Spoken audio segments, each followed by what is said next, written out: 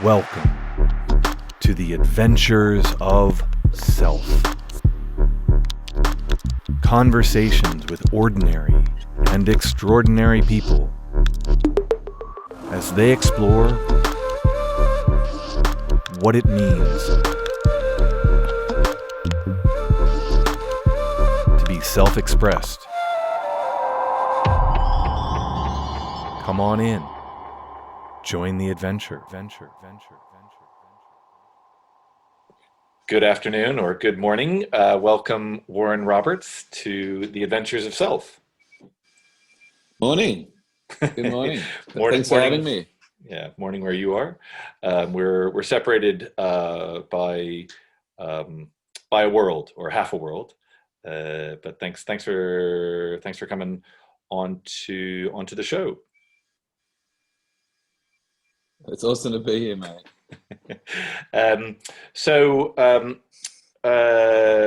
You have been. I'm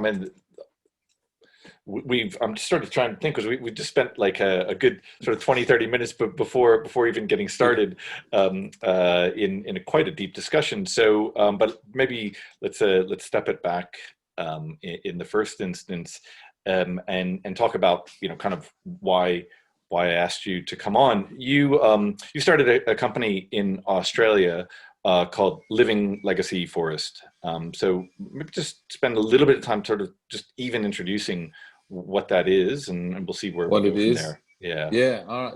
So Living Legacy Forest. So we turn people into trees instead of cemeteries. So instead of creating graveyards, we turn people into trees, and those trees create profoundly beautiful forests. So we use this biotechnology that transforms people's ashes into energy that helps trees grow. And we use it to restore forests that create habitat for endangered species. We use it to convert golf courses into master planned botanic gardens. And we're working with governments all around Australia to repurpose public open space and to reimagine and recreate the impact of human life on cities. In terms of the context of the conversation, it's a profound solution to an enormous problem. Every city in the world has run out of cemetery space, and we've got a growing population. So we're going, holy fuck, the average city has a cemetery footprint twice the size of its city. So we're literally burying the planet with our current practices. If we continue on this trajectory, we'll bury the planet. That'll be our legacy as a civilization.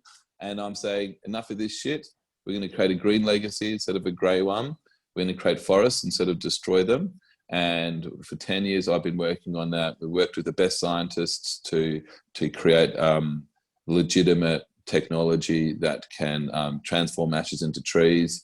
We've worked with governments all around Australia to create these amazing places that are protected forever so that people can visit these forests. And it's a national project. I think we've got something like 9 forests around Australia now. And it's the most amazing privilege to see something in your mind, and not only to see it become something real on this planet, but to see people from all around the country becoming a part of it, at a deep level, heart and soul. I see all these people one by one becoming trees and becoming a part of creating these forests and this vision. It's an incredible honor, so yeah. That's a quick summary.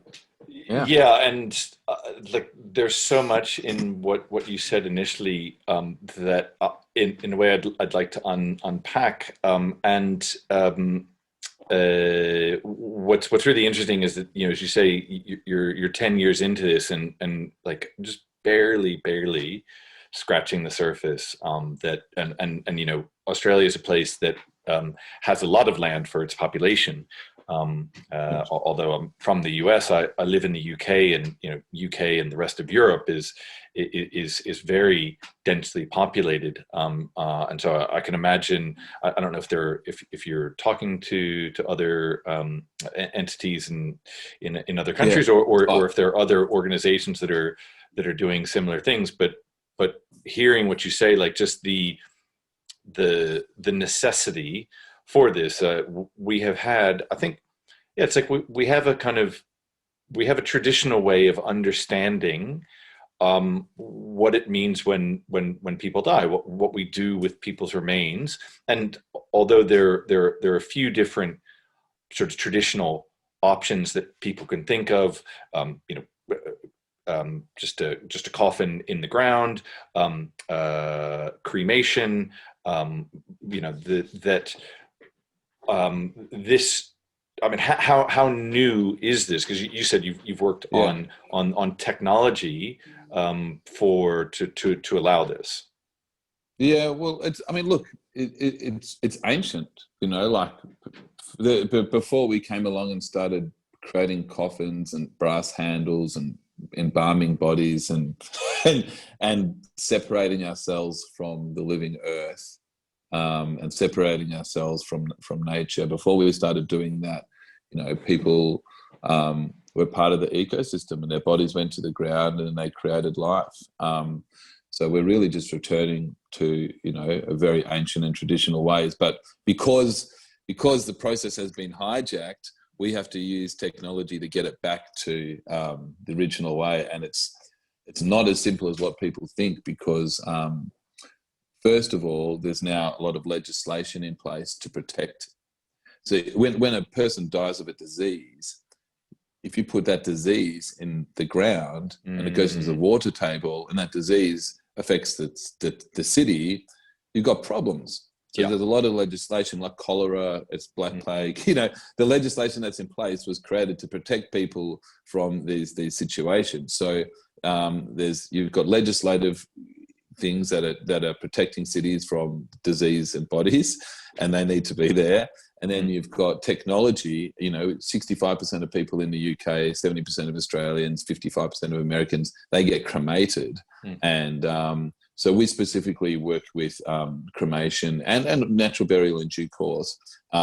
We use a technology that basically detoxifies the impact of cremation so they can support trees. Because cremation is the majority of people that die on this planet in 2020. That's the main thing we work with. Most people think you can scatter your ashes in nature just like you would your ashes from your fireplace. And they do that because they don't know that the pH of ashes is the same as bleach and oven cleaner, which is 12 out of 14. Wow. Right? And they weigh 3 to 5 kilograms. So, would you put 3 to 5 kilograms of bleach or oven cleaner on a tree? No, would you? No. Would you put 3 to 5 kilograms of cigarette butts in nature and go, oh, that's a good thing? The impact of putting that level of toxicity into a delicate ecosystem is disastrous long term. That ecosystem's healthy because the microorganisms in the ground are breaking down matter and converting into energy. And when you disrupt that ecosystem so it can't do that, you destroy it. The ecosystem is beautiful because it's living and it's healthy. If you then put ashes into it that make it die and unhealthy, you're missing the point, right? And that's what people unknowingly do. Even then, like our partners are $500 million government cemetery trusts. They didn't know themselves the impact of ashes on soil biology. They knew that they had to bury it in a giant hole because they was killing the plants, but they didn't understand the science. And that's what we did. We went and did the science, we proved it, and now we've got all these governments going, wow, we've finally got a sustainable solution that creates profound beauty in the world. And it's a sustainable business model for cities to be able to evolve in a positive way. It's beautiful, So, there was something you said a few minutes ago that I really picked up on, because I thought it was so interesting. That I think you were saying, like, in the past, right, that we as a species, or humanity was connected to the ecosystem. And it was part of that, and it's such a funny thing, because I've worked in sustainability, and it's like we forgot that we didn't go anywhere. The ecosystem, the global ecosystem, didn't go anywhere. It's like we've always been part of the ecosystem, but we forgot about it, which has kind of gotten us in a lot of the mess we're in now. And what's nice is to You know, it's like what you're talking about is bringing that just that awareness, you know, that we are actually part of the ecosystem, and what does that mean? What does that mean in our lives? What does that mean in our deaths to be part of the ecosystem? Yeah. I mean, it's and how dangerous it is to our psyche to think that we're separate from not just the ecosystem. To, like, symbolically, if you think that you're separate from nature and the ecosystem that coexisted you and everything in it, it's not dissimilar to thinking that you're separate from reality, that you're separate from creation, and that's where the whole that's where that this ego or separateness comes from, where we can destroy what is sacred because we think it's separate from us, and yeah, there's so much of the gift of being alive is lost from separating ourselves from creation, from nature, from reality, from the divine, and from death. Like the more we're aware of our death and our mortality, the more appreciative and grateful we are for being alive. Yeah. The more we take life for granted, the more it loses its color and becomes dull and gray. And to not face your mortality and death, that's how you take life for granted, and it's just such an important and profound part of our existence. To miss it is a sin. It's a crime. Yeah, and I love it. I mean, there's something very, very practical and truthful about this, but also there's something, I think what you're starting to open up is the metaphoric truth of bringing or acknowledging death in life. That you can't. I mean, the one doesn't exist without the other one. So there is no life without death. There is no death without life. Correct. And we have sort of more and more, I mean, until quite recently, which we could get into for other reasons, but until quite recently, I think, most of the Western culture has either denied or tried to ignore, put away in some distant corner, the concept of death, and it only comes up at these sort of bleak moments when somebody has in the family has a disease, or somebody dies suddenly, and people have great grief because they have lost somebody very important to them. But there's so little dialogue leading up to that about what it means to experience death, and I've talked about this in a previous episode, but I think it's especially relevant here.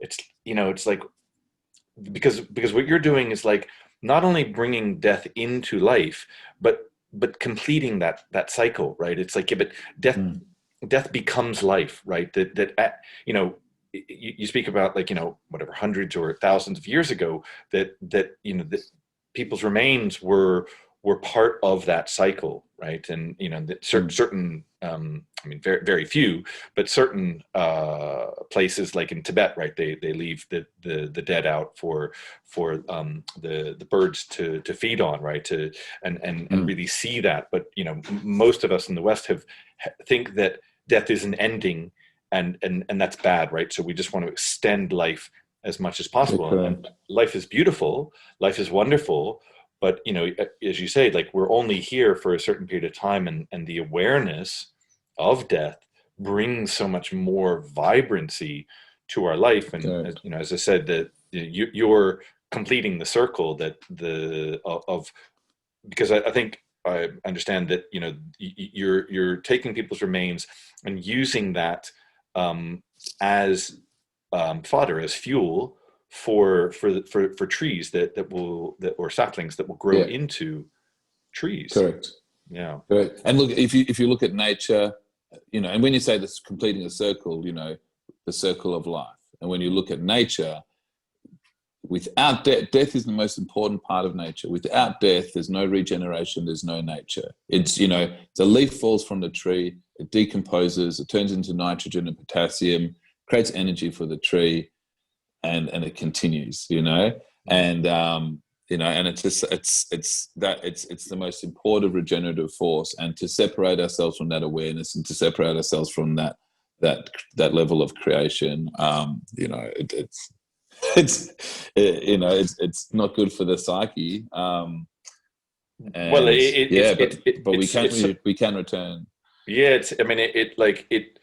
it literally, cuts us off from that natural, from nature's Creation. from nature's cycle, from creation. And you say, I've learned through my own work in permaculture, that certainly in temperate lands, that an inch of topsoil takes approximately 100 years to create from that leaf and and the debris, right? So this is not just a sort of, oh well, next fall we'll be okay and we'll have enough, right? That this is a continual process. And as you said, the trees that grow today are because of their ancestors who have died before them.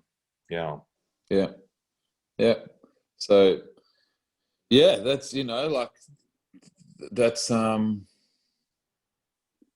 that's that's the circle of life. That's where we intercept it. And I think by becoming an integral part of the circle of life, we can restore our relationship to nature. We can restore our relationship to ourselves. Mm-hmm. We can restore our idea of being part of nature and a part of life. And the gift that comes with that is this deep appreciation for being alive and for being a part of life. Without that death awareness, you become separated from nature, separated from life, separated from creation. You take life for granted, and you're fucked, right? If you take life for granted, anything you do is empty and dull and numb. I think that's where we are in the macro sense. So many people are disconnected because their connection to their planet, their communities, anything is so disconnected. It's disenfranchised from what is right in front of them. Or what is right below them, the earth beneath their feet. That we are totally separate from. The gift is there. Yeah, and it's I think it's like people have become so possessed by the idea of owning things and consuming things that they're no longer in possession of their own soul. And it's a heavy statement, and it's serious. People are so possessed by the idea of consuming and owning things that are no longer in possession of their own soul. And that's it's a very scary thing, to when you live in a society where people's orientation is to neglect their own soul and to not nurture their own soul in favor of this idea of consuming things and being possessed by these ideas that aren't theirs. And if you can come to the place where you're possessed by your own soul and your own ideas and your own inspirations, you come to life. And you can die. Well, you can be alive and not be living, and my hope is at a very real level, death is so painful, because when we lose the people we love, that grief can become depression, and it can become numbness and pain, because the fear of loving people, the pain of losing someone, can make us withdraw from life and not want to love again, right? And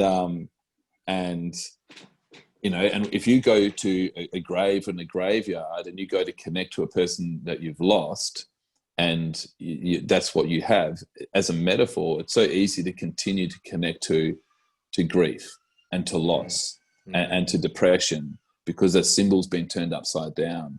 But if you can connect to the beauty that person's life created, rather than what you've lost, that's very different. If you connect to what you lost, you experience grief and depression. If you connect to the beauty that that person's life created, all the humor and all the adventure they shared, you become grateful for what you had, and you become appreciative, and to the point where you go, wow, I'm so lucky to be alive, and I still have other people that are alive with me. I've got to take every second, every day, not for granted. I've got to treat every second as precious, and I've got to love everyone that I still have with me. And if you can learn to love life more fucking ruthlessly and more passionately because you lost people that you love, that brings you into life. That's the gift that death can bring. If you know that you're going to lose everything that you love, and that can make you love everything more harder now, that's a gift.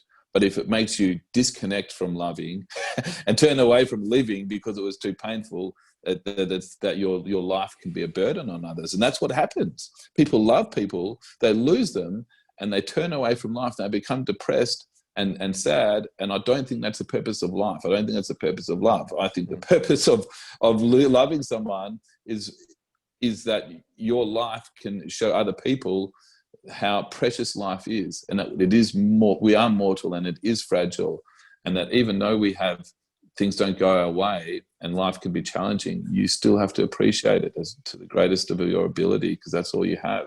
And you will lose it. It will be taken away from you. So. Yeah, your own and others, and I love what there's so much in what you're creating, because there's a reality and there's a metaphor behind it, right? There's a physical reality and there's a metaphoric reality behind it. And I was remembering on my father's side of my family, we had a series of deaths. It sort of became an annual thing for about 5 years running. We just lost my great grandmother, my uncle, my grandfather, my father, sort of all in the string. And it actually gave us resolve and resilience because we dealt with it so frequently. But I understand. But for most of us in my family, I mean, one member of the family actually really, really struggled and kind of disappeared from the rest of us for a very long time. I think because she couldn't really deal with what it meant to lose that many close family members. So I hear what you're saying on that, but I wanted to pick up that aspect of what it means when you're remembering the person who's gone, because my father died very suddenly. He got sick about 20 years ago. He was very healthy and got sick and was dead in 3 weeks. It was incredibly challenging. Like I still miss him, to this day, and wish I, had him by my side. But like, I remember what, because he was buried, next to his parents, and the thing is, like, it's not particularly very physically close to where I'm from, where I grew up. So it was hard to make that trip. But there were a couple of times I was in that area, and I would go to the graveyard, and we made efforts to create a beautiful plaque and that commemorated his life. But at the end of the day, it's just, it's here's a date of birth, here's a date of death, and there's a couple of symbols or a saying that is just on a rock or on a cast thing, and at some point you realize, well, this isn't the person, and all I'm looking at is a plaque, and the person I remembered, well, there's some remains that are down in the ground that held his spirit, but obviously that's devoid now, and so I don't necessarily really think about going to see that. Maybe if I were closer I would, but what I love about, because I watched a couple of the videos that you have on your website, and people talk about it. It's like, well, I want to be whatever, a eucalyptus or an elm tree, or you guys have a thousand more trees than that I'm familiar with, like a jacaranda or something. It's like I love that story. It's like somebody who the jacaranda flower, which I saw when I was in Australia, came to flower at that person's birthday or something like that. And well, how I can tell that story. I can tell that story quickly. Yeah, please do it. But just to say, it's like how different it is when somebody, not only, there's two aspects. It's one, the person who's dying gets to choose what tree that he or she may want to be, but also their living relatives, then when they go to connect with that, from sapling to a great tree and generations to come, that is a very different idea of whoever has died than just a headstone with some dates on it. Correct.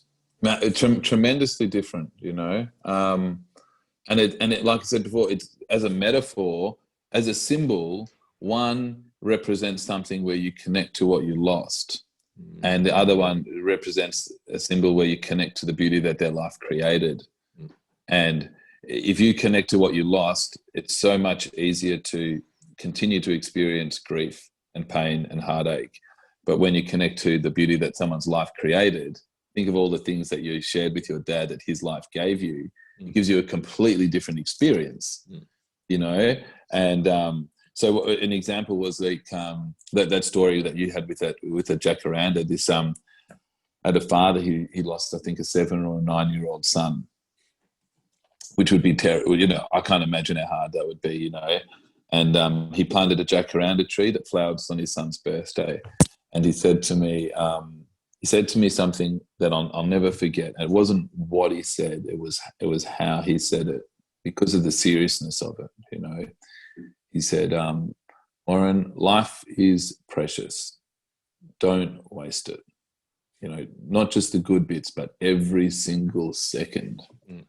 And the fierceness of what he said, that was the thing that hit me, because there was like a fierceness to the degree to which he was appreciating his existence, and his other children's existence was so much fiercer because he had lost what he'd loved. He realized how lucky he was to have other people that he still loved in his life. And that even though there would be difficult moments, to love life through those challenges more fiercely. Because his son existed, he lived life more fiercely because his son existed. Now that is a fucking gift. To live life more fiercely because someone existed, that makes your life a gift, rather than a burden and a thing.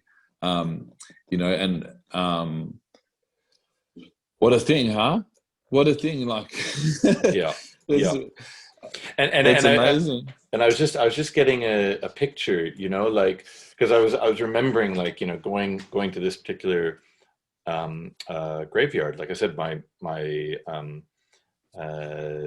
both my grandparents are buried there. My father's buried there. My uncle is buried there. My great grandmother's is buried there, and her husband, who I didn't know, But like when you go into these places, right, you've got acres or very, very large areas, and there may be a few trees, but it's basically just kind of like headstones as far as the eye can see. There's a gravitas to that, but also it's heavy, and I was just sort of thinking, like, when people go, like you say, like it takes them to that sadness, that sense of what they've lost, and I was just imagining, it's like you could go visit one person. Okay, this represents whoever your child or your father or whomever, your grandmother's tree, one tree. But what you're doing is creating forests, right? So that when people go there, they are seeing not thousands of headstones that represent dead people, but they're seeing thousands of trees of what those people's lives have given and created.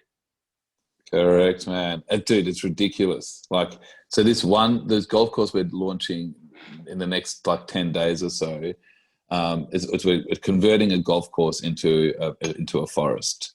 So every hole is a theme of tree. So if your birthday was in spring and your tree was a cherry blossom, you walk to hole number 3 through this fairway, and there's 1,000 cherry blossoms, petals at your feet, petals at your crown, you're walking through this glorious immersive experience. And then you get to the putting green, which we've kept immaculate. You have your picnic blanket out there, you find your tree, and you connect, you find a tree that was your parents or your wife's, whatever, and you get to connect to the beauty that their life created. You know, what an amazing, to come to that experience each year, and to, you know, because the gift of appreciating being alive is so profound, it is beyond words. And the best we can do is to create an experience that lets people have that experience where they can appreciate being alive more richly because another person existed. You know, if you existed, and that results in creating profound beauty on this planet, and the people that you love get to experience that, that's the whole point. You know, if you can come to that place and go, wow, being alive is an amazing gift. And not just go, being alive is an amazing gift because you're surrounded by 1,000 cherry blossoms, right? But in that moment, to appreciate being alive and to appreciate being a part of nature, and to know how that it is all fragile and finite, and to breathe it in at that level, and to live life fiercely because you are finite and mortal. It's just such a profound gift, you know.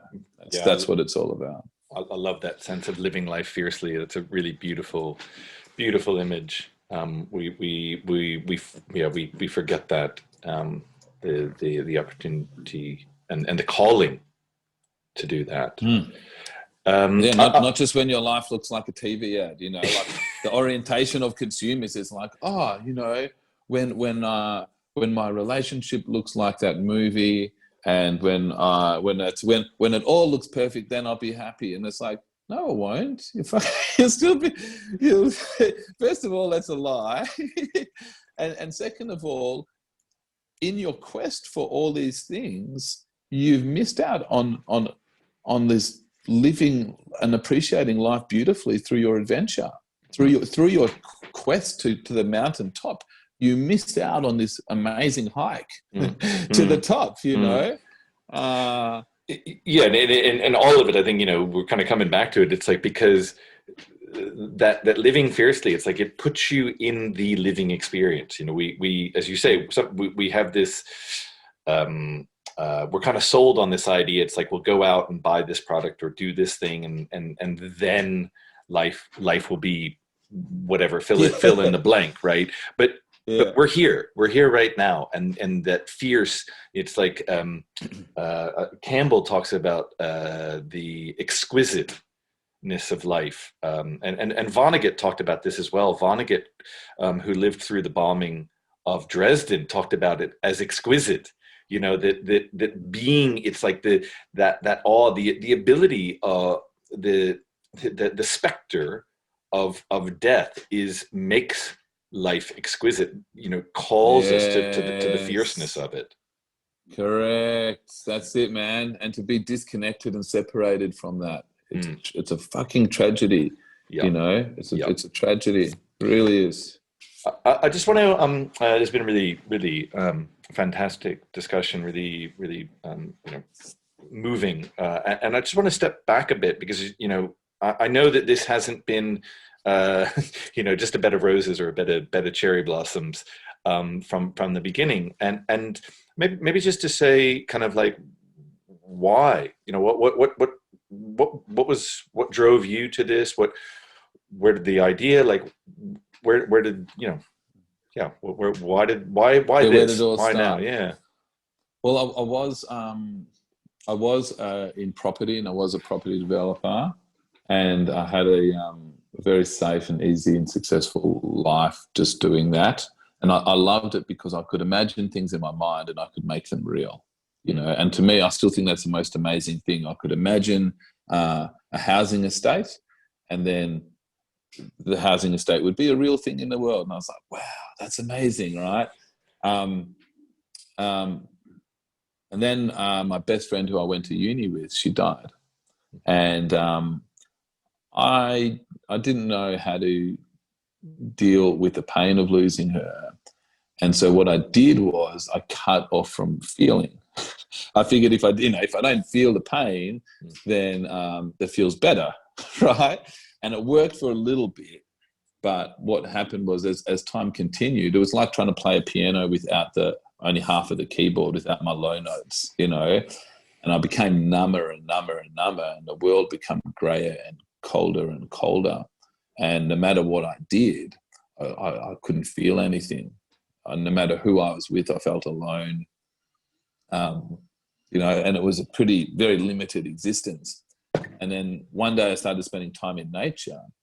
And for the first time in 7 years, I started to feel alive again.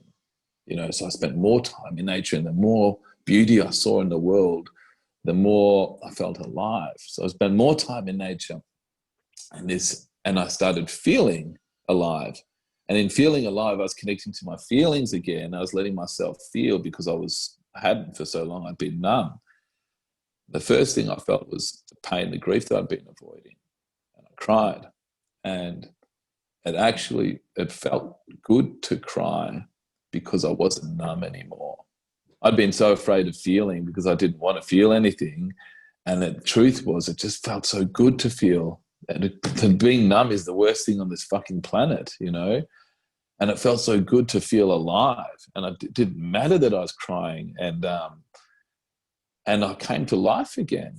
And I came to life in this beautiful place, and in this place of feeling more alive than I'd ever before in my life. That's where the idea came to me. I thought, wow, imagine if people's ashes were in trees, and instead of connecting to what they lost like me, they could connect to the beauty that that person's life created, and they could come to this place of appreciating their own existence at a deeper level. They could come to this place of allowing themselves to feel fully, not just the good bits, even the painful bits, even the sad bits, even the scary bits, to feel life in all of its fucking keys, in all of its notes. That's a privilege. And that's at the heart of what Living Legacy is about. I wanted to share that. I didn't want people's existence to go on to create depression, Yeah, cool. Like it did that, because that's what it did to me. Like the act of loving someone resulted in me being depressed for 7 years. And I think tragedy. I think that I've spoken to friends and family who that's what happens, right? We hold on to something and can't find a way to complete that circle, right? We see death as, it's like we see life as a point to point, right? And so we're in this race, or we're in this time together, and it may be a beautiful and lovely experience, and hopefully it is. But if we lose somebody, a parent, a partner, a child, whomever it is, a friend, so much of what we've been raised in or cultured, and not for blame, but it just sees it as this end point. And then what do you do, right? It's like then people, they give up, because they don't have a relationship to that being part of a natural cycle. And okay, so that's a beautiful vision that you speak about, but you spoke about some of the legislation and the challenges that come so where from. to from there? Yeah. So where to from there? So then I had this idea, but I was a property developer. I knew nothing about funerals, memorials, or fucking nature or trees. Knew fucking nothing, and I was like.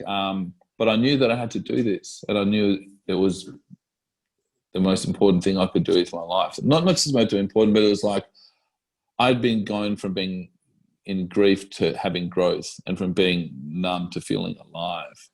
And, I was like, I've got to share this gift with other people. I don't want other people to love to cause people depression and grief. And that's what's happening. I want other people's death to cause people to have acute joy for being alive. You know, that was the motivation. And I was like, this, if you can do this with your life as it gave life to me, what a gift, you know. Like, that loss of that friend taught me. I was depressed because I regretted not telling her how I loved her as a friend, you know, and that friendship love is like, it's not less than romantic love, that it's a beautiful thing, you know. And as a result of her death, I don't hide my feelings. You know, if I love someone, I let them know, and doesn't have to be romantic. You can just be a guy or a girl, and if I think you're an amazing person, I'll share that with you. You know, and I don't hide back from loving life or people because of that regret or pain that I had from not sharing that with that beautiful relationship. So I've got a gift from that, from coming into completion with that loss, you know. And that's what I hope that we can with other people. So from that place of wanting to share that,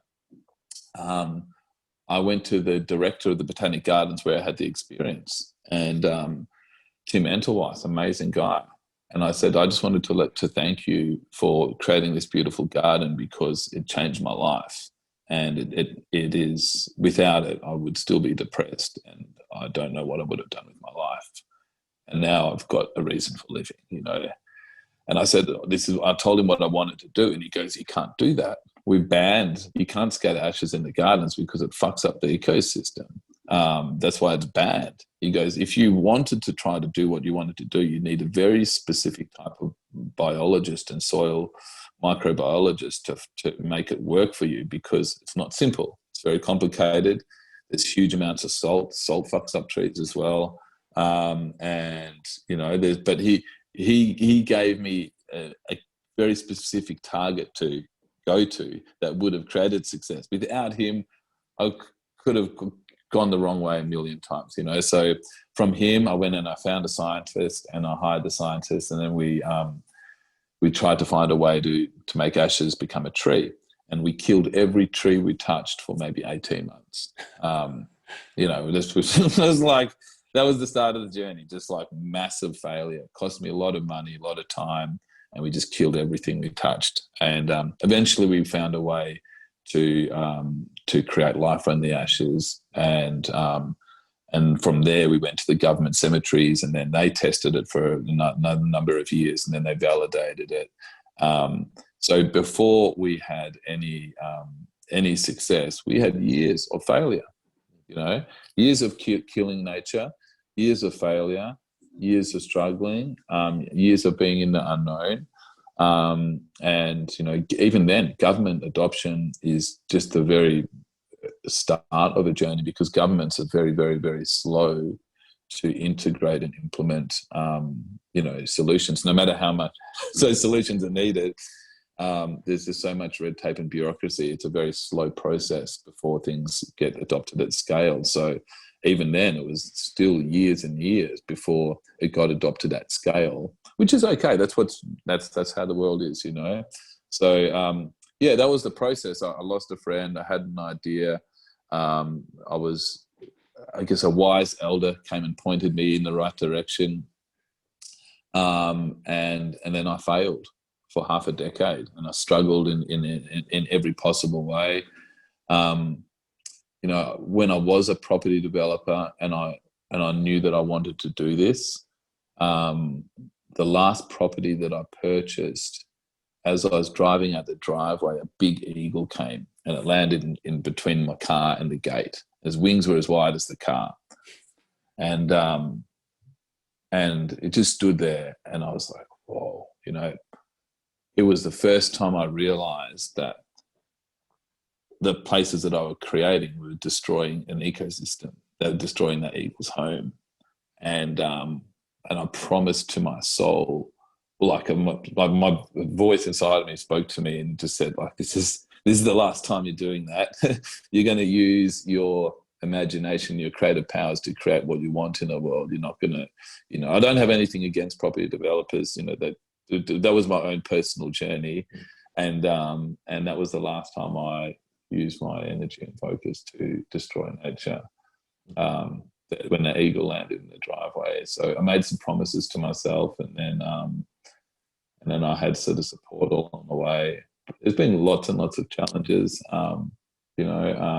Everything I did was completely out of my comfort zone. I know nothing about science or paintings. And all I wanted to do was plant trees. And, I spent half a decade just in an office looking at a fucking screen, dealing with lawyers and scientists and fucking government. And,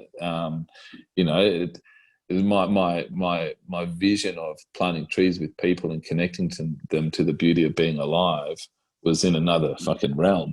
There I was in a desk staring at a screen, fucking, and dealing with lawyers and scientists and all kinds of shit, and government. And, now we've created these places and we're planting trees and it's happening in a beautiful way. But, to get there, Jesus Christ, man, I sucked a lot of dick.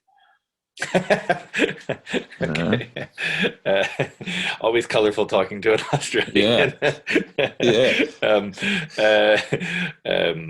I don't think this isn't a language rated show anyway, so that's fine. But first of all, it's great to hear. I think it's really useful.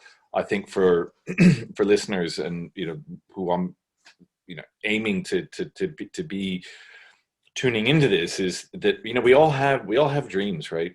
We all have something that we may want to bring into being in the world, and that doesn't mean, and often it most certainly does not mean that is easy or that is a that is a straight path. But we have a calling in ourselves that wants to come out. We have creation inside of us in all sorts of ways. Whether it's through living forests or books and paintings or children or a million different things. Whatever somebody is called to create that's within us.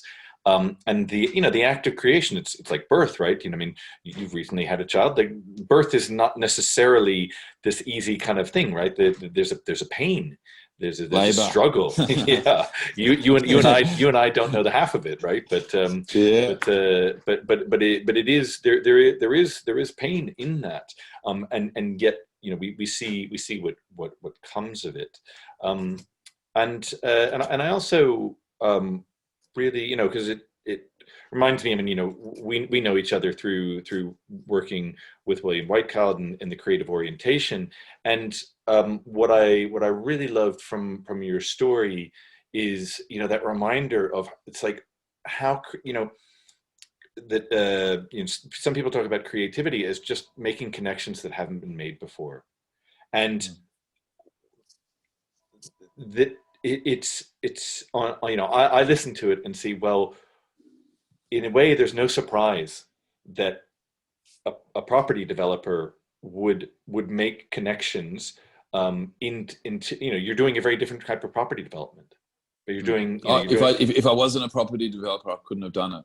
Yeah, I needed to have money. I needed to have a deep legal understanding of land practices and councils.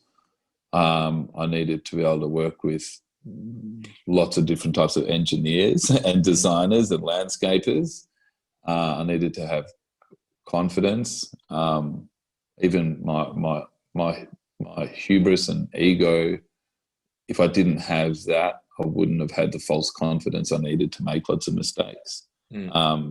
To believe that I could do something that I had no fucking likelihood of doing. Like I should have failed 100 fucking times, and if I didn't think I could have done it, which I couldn't have many times, I wouldn't have done it.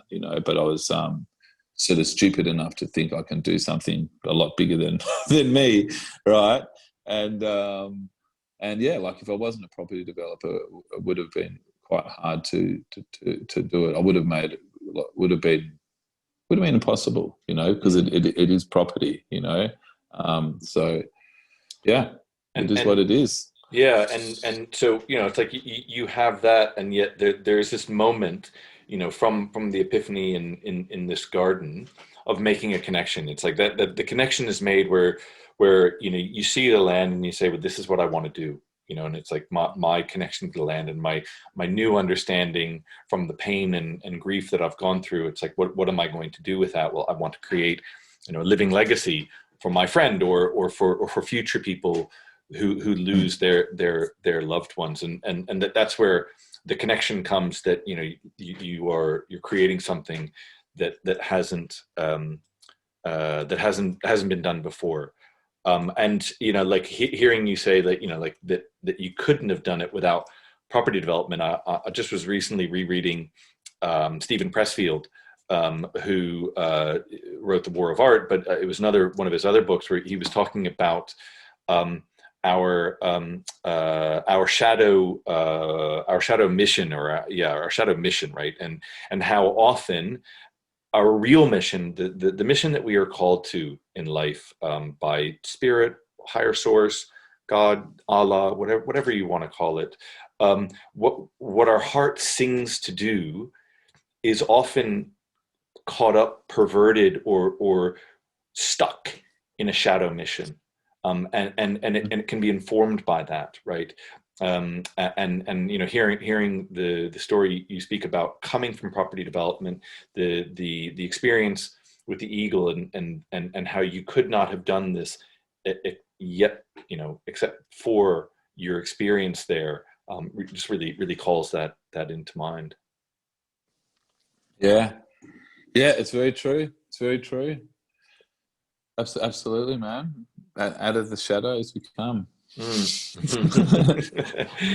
Yeah, we're called out of the shadows, out of the safety of our shadows, and yeah, and I, like we were sort of speaking about it before we got on, this kind of indomitable spirit, and I hadn't kind of realized, like your property background, and I know other property developers, right?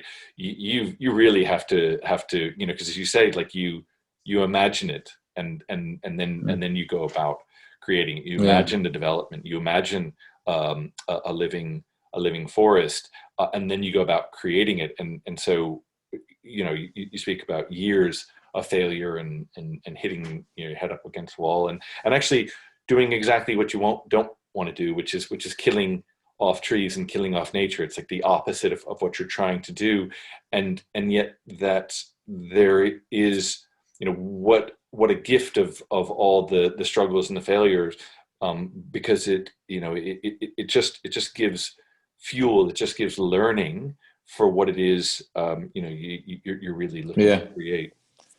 Well, look, there's a great metaphor for this, and it's sort of like, if you imagine like a man, and he's got a piece of marble, and he decides to sculpt it into a sculpture, right? He pulls out his chisel, and he's hacking away at this sculpture, and his blocks are falling off it, and a figure starts emerging out of this piece of rough stone as he chips away, and then he pulls out a smaller chisel and the sandpaper, and that figure starts emerging, and the veins on its arms start becoming apparent, and as a masterpiece is forming from the stone, like you look at the sculptor's hands, and they're bleeding, and from the rock and the chisel, and they're bruised and they're cut, and there's a relationship between the creator and the created, and there's the spirit of creation is happening between. It's invisible, but there's this spirit of creation between the creator's vision and energy and commitment, and this piece of stone that is transforming and bringing to life, right? And what it appears as though the creator is creating the created and is turning the stone into a figure. But what's also happening is, as that stone becomes a piece of art, so does the man become an artist. And the actual stone is creating an artist as well. Is the created is creating a creator, and there is this beautiful relationship to this spirit of being alive that unfolds, and that you get to go through this journey of becoming who you really are. Yeah, and I think that it's a really, it's lovely to relate that, to something that many people, they may say it's a beautiful thing, but they wouldn't necessarily think about what you're what you're doing is quote unquote art, right? But that's just a limited perspective of that. And but as you say, as metaphor, it's incredibly useful, because I think a lot of people, from the outside, when we look at somebody, how somebody else does something, or what somebody else produces, we look at the created product or service or the thing, the creation, and we say, well, we couldn't do that.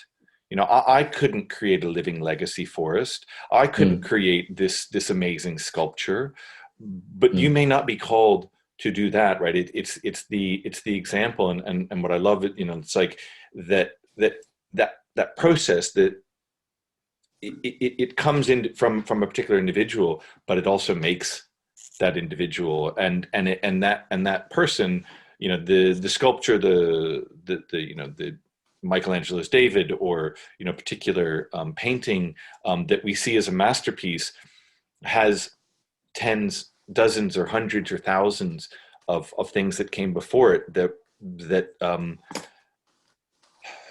were quote unquote failures, right? And so you speak about that struggle of going through the darkness of years of sitting with lawyers and contracts and killing off what you're trying to save through working through the science, and that makes it makes it what it is, because without going through that, my guess is that you wouldn't have the science there to prove it, right? You've got all the failures that lead to, well, here's what we've done, and this is why it works now, and allows the municipalities and other organizations to do their own independent research, and verify that verifies and supports the success of it. That's it. You got to go through the pain. You got to go through the creative process. You have to destroy the stone for it to become something else. There's an act of destruction in the creative process. You had to destroy the trees. You had to destroy the stone. You had to destroy your idea of who you are to become what you're going to be. As well. Yeah. There's so much. I think in the modern world, we're not. The culture, or the kind of fetishization of everything that's perfect and beautiful, because all we see is a finished product on a screen of that somebody has taken a photo of, or whatever else. It doesn't. We see what goes on behind that as some hidden or impossible thing that's outside of our provenance, and this is really, I think, useful, because it lifts the lid to say, yeah, but you've got to go through the pain. You've got to have failure, and in fact, coming back to what we talked about, you've got to go through that death, or those little deaths, every day to create life. Well, and the gift that you get to know you're a creator is that when your own spirit and your own energy is the thing that picks you up, and you create from that. When you can, like that's when you come to life. It's when you get up off the ground with a bloody mouth and you throw another punch. That's when you know it's in you.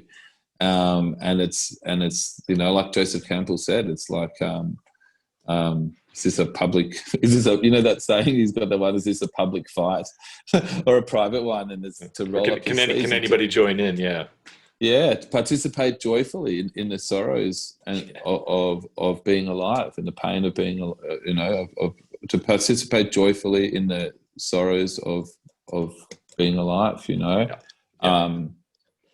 That's it. You find your spirit in there. Yeah. Find out what you're made of, and you create it from nothing, from stress or pain or death or loss or your fear of rejection, or hopelessness. And from that abyss, you find it within yourself to create, or to get up, or to change your attitude or your energy. And there you are one day. There you are one day, alive instead of numb. Yeah. you know, and that really, if you get right into it, that's where the heart lies. You're alive instead of numb. Yeah, and I think so much of what we see in the world, and I'm not separate from it. You know, I have my own, um, have had and continue to have my own struggles with numbing out. You know, whether that's through a computer screen, through social media, Mm. through some substance, you know, food, alcohol, you know, other substances, or just you know, wanting to eliminate the discomfort that comes from being alive. And I think what we're talking about is actually it's not that you call it in, or you try to make your life uncomfortable, but you learn to be at that edge, right? Mm. It's such a great teacher, because it's in that you know, it's in that being alive where you're just feeling, you know, you're really in the moment, right? That whatever it's giving, and you may have a vision that you're working towards, but it's the yeah, it's really putting aside all the things that are going to numb us out to actually feel what it means to be alive, because this is it, you know, this is what we get. Yeah, it's like, yeah, and it's like you get to play all the notes on the keyboard, you get the symphony, you know, and and the symphony is so beautiful that it has these high notes and there's light and there's low notes, and there's somehow this whole orchestra of like, you know, pain and growth and love and loss. You know, really, you know, you fucking love everything you love, you lose, Mm. right? That's not a joke. That's fucking serious, right? Mm. Every person that you love will lose you, right? It is a grand symphony, you Mm. know, Mm. grand symphony. Yeah, and rather than running from it, you can run to it. You can run into it and be in Yeah, it. yeah. You can turn to the people that you still have, and you know, you can love them even though you disagree.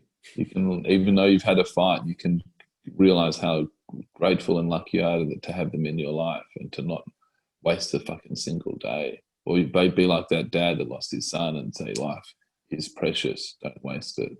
You know, not just the good bits. Every damn second. Yeah, You know? yeah, yeah, It's easy to cut off. It's so easy to cut off, you know? yeah, yeah. Sorry for I always make it such a somber, serious note, you know? No, And well, so, I don't see it like that. I yeah, really, you yeah, know, I think it's about acknowledging that, you know, it's like people can see that as somber. You know, I think like you, yeah.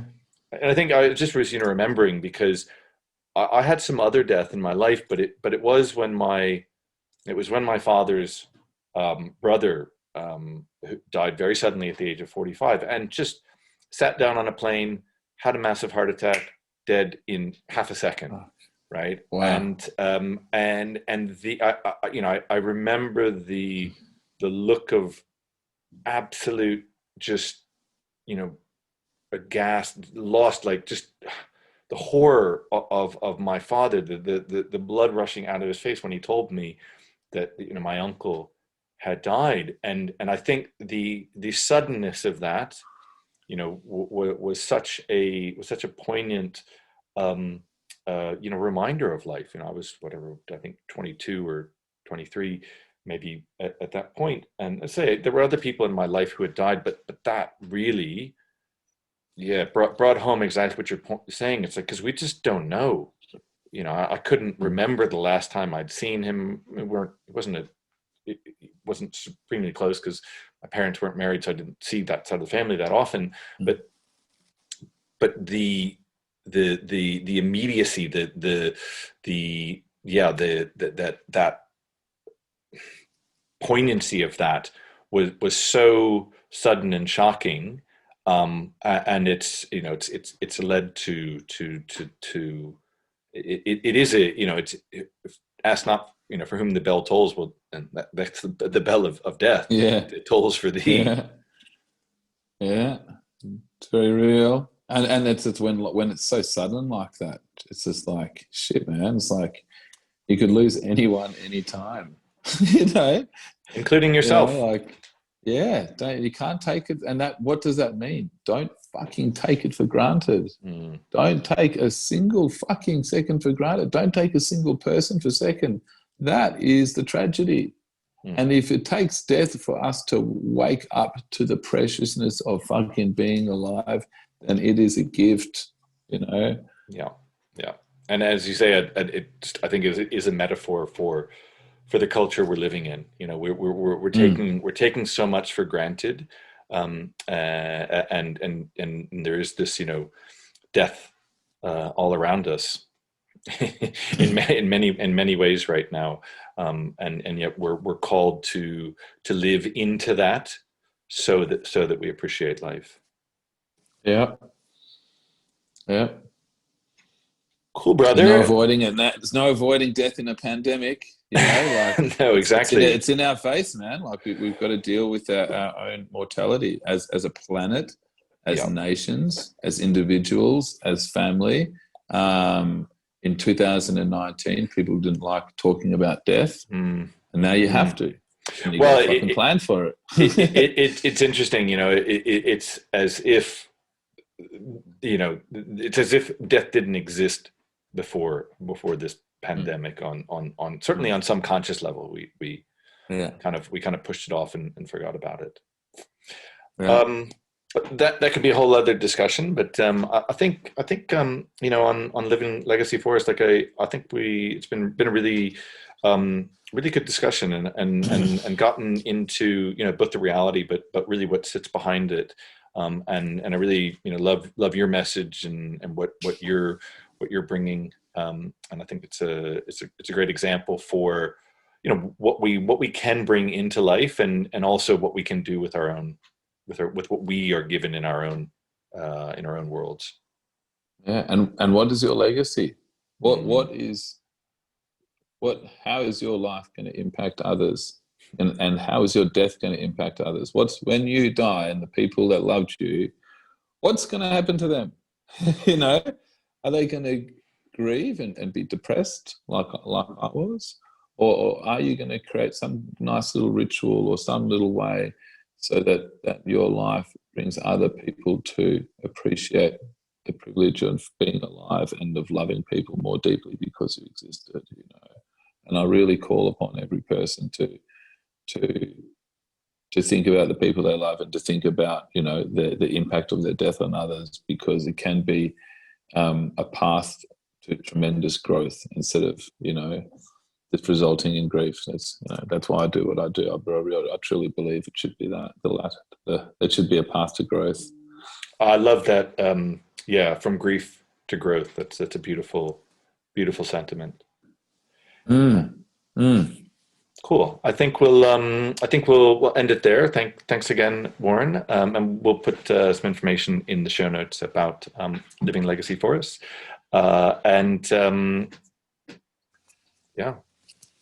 Cool, man. Thanks for chatting. Hey, you know what always happens at the end of the interview and before? People usually they talk to you and then they're like, there's always a fucking gem that comes out. It's like you got to pretend to stop recording and then joke about. Okay, we're not recording anymore, so Yeah, and you always got to record before you're recording, and then because it's the shit that happens just before there's a fucking gem, and straight after it's always gold. So yeah, and so 2021.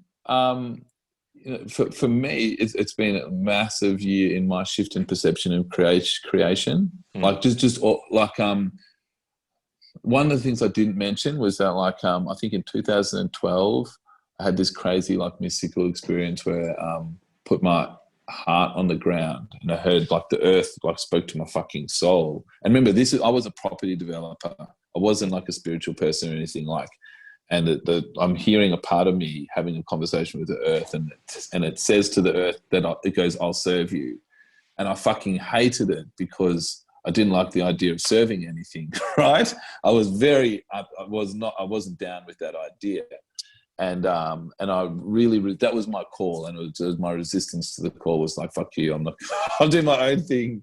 I'm not going to serve the earth. But then the earth loved me, and I got to experience what it felt like to be loved, like unconditionally. And that changed me, because then wasn't trying to, like, it just completely changed me, because for the first time in my life, even though I've been loved abundantly my whole life, for the first time in my life, I felt really just loved. And this day, yesterday, it feels like the end of that cycle, because so much of what I created from Living Legacy was to share this experience of love and being alive with the earth. And it was kind of like, this is like off our conversation, but it was like yesterday I kind of got that, like, that now in giving that love to myself and not getting it from the earth. Like, first of all, like, understanding that the earth is not separate from me, and it's sort of like, it's the big eye, not the little I, or it's my ego sees the earth as being separate from me, and that's why I didn't want to serve it. But really, I'm just being service to our collective heart. That's what my soul was, my ego's soul, whatever, was when my heart was talking to my soul, which is our collective heart, which is the earth. Earth and the word heart are the same letters back to front, right? So it's like my soul talking to our collective heart. And it was my ego's resistance to being of service to our collective heart, right? And seeing that I had to serve something outside of me. And then but then in coming to completion with that, and actually being service to our heart and to my heart, I got to actually give myself the love that gave me in that moment. I get to give it to myself now. And I think that's the big difference with creating in 2021 now. But first and foremost, my main priority is to give myself love, and to give, not to try and get it from the world or from others. Even my idea of the earth is to actually just give myself the energy that I'm trying to get from the end result. It's this crazy thing. Like, you think about our construct, right? We go, I want to have this experience. And then when you do all the things and the work to get that experience, you let yourself have the emotion, right? We're like a prisoner rationing out a little bit of bread under the fucking drawer, right? Here's your pride. Here's your joy. I'll let you have a little celebration, right? You just ration out that little proportionate amount of happiness because you obeyed all your permission slips and conditions. And it's just this crazy thing where I like that's the main difference with 2021. I'm actually just going to give myself let myself be in the energy of the end result, rather than holding myself hostage and saying, "Oh yeah, you can have the energy when you've done all this shit." Why can't you have it now? It's just an emotion, just an energy. Yeah.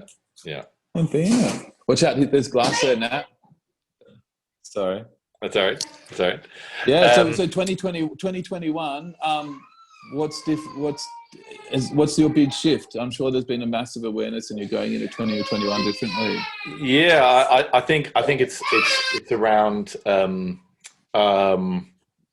it's around possibility. It's like this is the time to actually be out and shining. It's interesting, like what you say. I hadn't really seen it like that, but I really see it's like the light's already there. That we have this assumption that we have to go out and find something. We've got to be given something from outside, that the earth has to give something to us, and that's beautiful that we may have had that experience, right? That you've had that experience in the past in 2012, but it's as much to I really get this sense. It's like, well, it's all within us. It's like they say the kingdom of God is within you.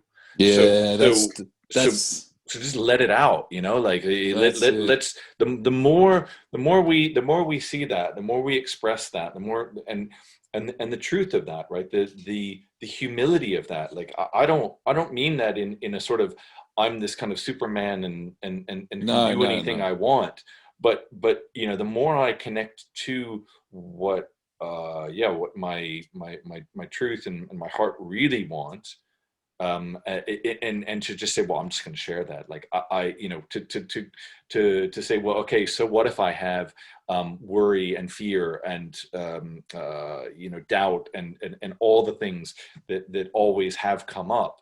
Well, so what? I'm just marching forward. Yeah, and love. Yeah. Well, you know what's nice, man? Like at the start of this conversation, I got that Christmas tree thing, and it's like, and it's almost like, imagine going, oh, I want to have a Christmas tree, and then only having the experience of standing there and going, oh, look at the light on top of the Christmas tree, versus doing it with that experience and the energy of the light on the Christmas tree inside you, in your own crown the whole time, and knowing as a creator that's being in this process of creation, and yeah, it's just that's just this beautiful bit about having the light inside you, and the light being whatever this beautiful experience you're going to create, actually letting yourself have it inside you and creating from it instead of for it, creating from it rather than for the absence of it, to resolve your lack, it just comes more. It's like you just assume it, it's like, yeah, like you were talking about the sentence, like we, even as a property developer, I assume before you came to this work, it's like you just imagine something and then you created it. It's like, wow, that's pretty amazing, and just assume that's there, right? So that what you imagine, you create. Yeah, that's the real deal. Yeah, man, that's the real deal. Yeah, well, that's the difference for 2021. I'm going to let the energy of what I want to create be inside me more, rather than creating it so I can have it outside. I'm gonna let myself have more of it right from the start. Yeah, that's really beautiful. Yeah, thanks for sharing that. That's it. Yeah. Awesome, brother. Why the fuck not? Exactly. Why the fuck not?